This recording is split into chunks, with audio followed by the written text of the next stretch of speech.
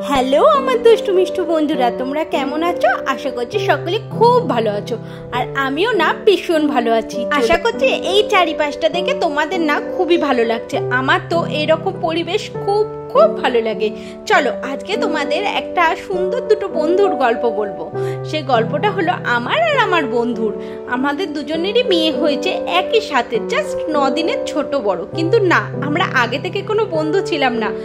দুজনেরই ইচ্ছা ছিল মেয়েরা নাচ শিখবে, তাই দুজনেই 2.5 বছর বয়সে মেয়েকে নাচে ভর্তি করেছি।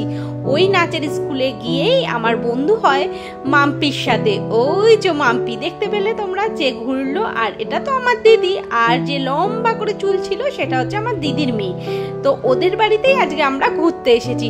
সব জায়গাতেই দেখছি কি কোথাও না কোথাও কিছু সবজি ফলেই আছে। দেখো, চাষিরা এই লঙ্কাগুলো আর তুলে উঠতে পারিনি, তাই ফেলেই দিয়েছে এক প্রকার বলতেই পারো।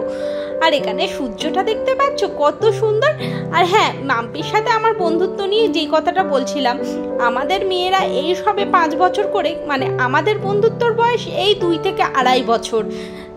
এতটা বন্ধুত্ব হয়ে গেছে অল্প সময়, তা নিয়ে আর কি বলি তোমাদের।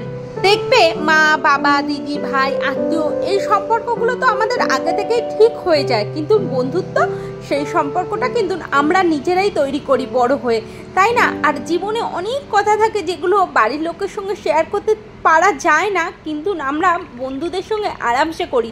তাই সবার জীবনে একটা ভালো বন্ধু থাকা খুব প্রয়োজন। তো তোমরা দেখতেই পেলে ওদের বাড়ি যে কত কিছু খেতে দিয়েছিল, সে কি বলি। তবে রসগোল্লাটা রাত্রেবেলা আমার হাজবেন্ড নিয়ে এসেছিল, আর এইদিকে মেয়েকে ঘুম পাড়িয়ে দিয়েছি।